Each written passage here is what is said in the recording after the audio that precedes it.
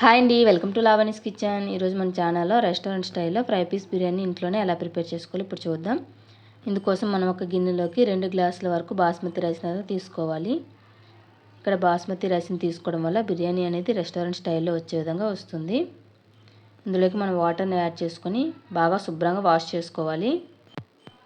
ఇలా వాష్ చేసుకున్న తర్వాత మనం ఇక్కడ 2 గ్లాసుల రైస్ తీసుకున్నాం కాబట్టి 2 గ్లాసులకి 4 గ్లాసుల వరకు వాటర్ని అయితే యాడ్ చేసుకోవాలి. మనం తీసుకున్న క్వాంటిటీని బట్టి డబుల్ క్వాంటిటీలో వాటర్ని అయితే యాడ్ చేసుకోవాలి.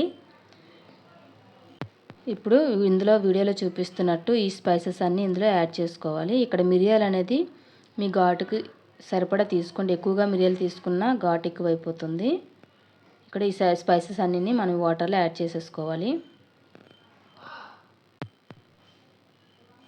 స్పైసెస్ అన్నీ యాడ్ చేసుకున్న తర్వాత ఇందులో మనకి రుచికి సరిపడా సాల్ట్ని అయితే యాడ్ చేసుకోవాలి.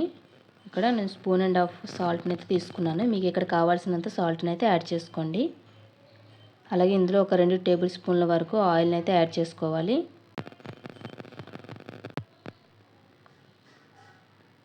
ఇలా ఆయిల్ని యాడ్ చేసుకున్న తర్వాత ఒక 30 మినిట్స్ అంటే ఒక హాఫ్ అన్ అవర్ వరకు మనం బాగా కలిపి నానబెట్టుకోవాలి ఈ బాస్మతి రైస్ని. ఇలా మూత పెట్టి పక్కన పెట్టుకోవాలి. ఈలోగా ఇక్కడ నేను 700 గ్రామ్స్ వరకు చికెన్ అయితే తీసుకున్నాను. ఇక్కడ మనం ఒక టేబుల్ స్పూన్ వరకు సాల్ట్ని యాడ్ చేసుకోవాలి. అలాగే ఒక పావు టేబుల్ స్పూన్ వరకు పసుపు, అలాగే ఒక టేబుల్ స్పూన్ వరకు కారం. మీకు స్పైస్ తగ్గట్టు వేసుకోండి. నేను 1.5 స్పూన్ తీసుకున్నాను. అలాగే ఒక హాఫ్ టేబుల్ స్పూన్ వరకు వేయించిన జీలకర్ర పొడిని, అలాగే ఒక హాఫ్ టేబుల్ స్పూన్ వరకు ధనియాల పొడిని కూడా యాడ్ చేసుకోవాలి. అలాగే ఇక్కడ గరం మసాలా పొడిని కూడా ఒక హాఫ్ టేబుల్ స్పూన్ వరకు వేసుకున్నాను. అలాగే ఒక 2 టేబుల్ స్పూన్ల వరకు ఫ్రెష్ అల్లం వెల్లుల్లి పేస్ట్ని కూడా వేసుకోవాలి. అలాగే ఒక చెక్క నిమ్మరసాన్ని కూడా యాడ్ చేసుకోవాలి. నిమ్మకాయ రసం అంతా యాడ్ చేసుకోవాలి.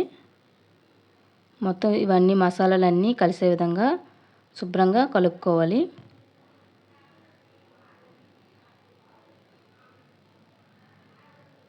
వీడియోలో చూపిస్తున్నట్టు మొత్తం అంతా బాగా కలిసే విధంగా కలుపుకోవాలి. మసాలాలంతా ముక్కకు బాగా పట్టే విధంగా కలుపుకోవాలి. ఇక్కడ ఒక ఫ్రై ప్యాన్ తీసుకొని మనం ఇందులోకి ఒక టేబుల్ స్పూన్ వరకు నెయ్యిని తీసుకోవాలి. అలాగే ఒక 2-3 టేబుల్ స్పూన్ల వరకు ఆయిల్ని కూడా యాడ్ చేసుకోవాలి.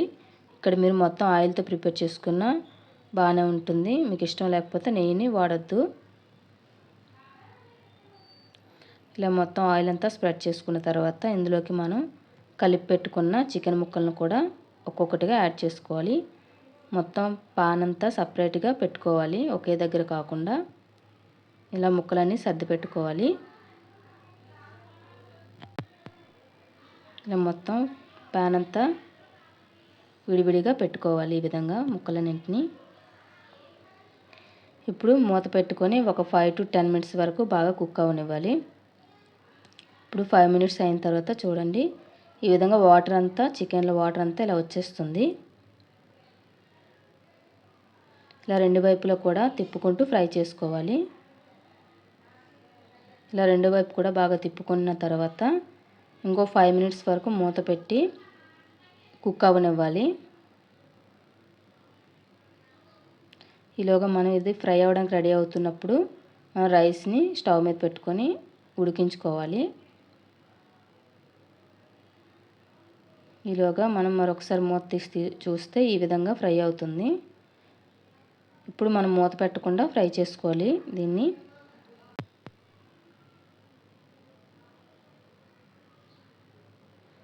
ముక్కలన్నింటినీ 2 వైపులు తిప్పుకుంటూ బాగా ఫ్రై చేసుకోవాలి.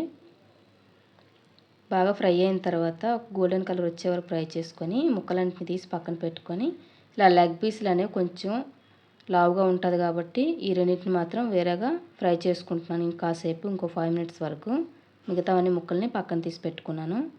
ఇలాగ రైస్ అయితే 70% మనం కుక్ అవనివ్వాలి. ఈ విధంగా 70% కుక్ అవ్వాలి. ఇలా విడిస్తే ఈ విధంగా వచ్చే విధంగా మనం కుక్ చేసుకోవాలి. ఇలాగ మనకి దీన్ని రైస్ అంతా తీసుకొని వాష్ చేసుకొని ప్లేట్లో పెట్టి పక్కన పెట్టుకోవాలి. ఎందుకంటే నేను అదే తప్పలలో చేసుకుంటున్నాను కాబట్టి. ఇక్కడ బిర్యానీ మీరు చేసేటప్పుడు మాత్రం కొంచెం ఫ్రీగా ఉండే ఏదైనా తపాలా లేదా కళాయి కానీ ఏదైనా పెట్టుకోండి. కొంచెం ఇది నాకు అందుబాటులో లేక ఈ తపాలను పెట్టుకున్నాను నేను.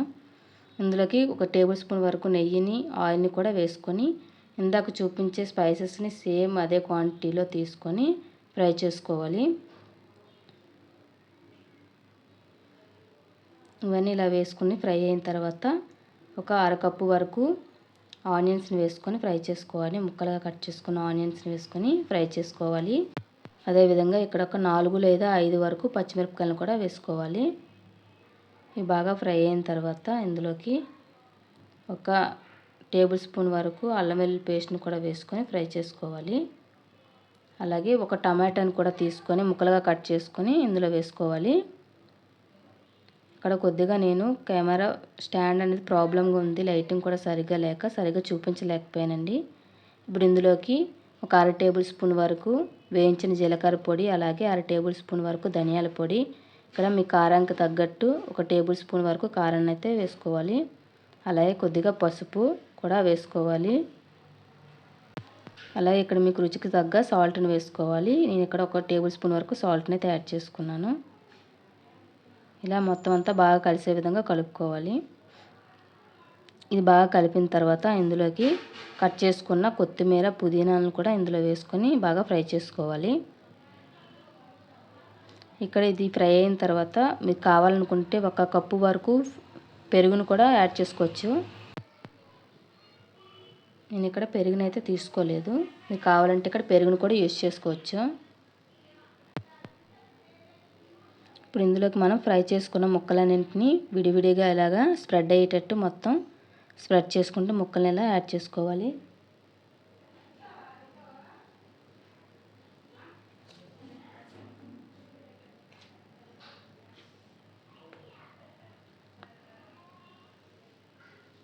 ఈ విధంగా ముక్కలను యాడ్ చేసుకున్న తర్వాత మనం రైస్ అనేది ఇలా ఈ విధంగా స్ప్రెడ్ అయ్యేటట్టు స్ప్రెడ్ చేసుకోవాలి. స్ప్రెడ్ చేసుకుని రైస్ కూడా దీని మీద కొంచెం కొత్తిమీర, పుదీనాను కూడా చల్లుకొని దీని మీద కొద్దిగా నెయ్యిని కూడా వేసుకోవాలి. ఫ్లేవర్ బాగుంటుంది నెయ్యి వేసుకోవడం వల్ల. అలాగే దీని మీద మరి కొద్దిగా రైస్ ఉంటే అది కూడా వేసేసుకున్నాను.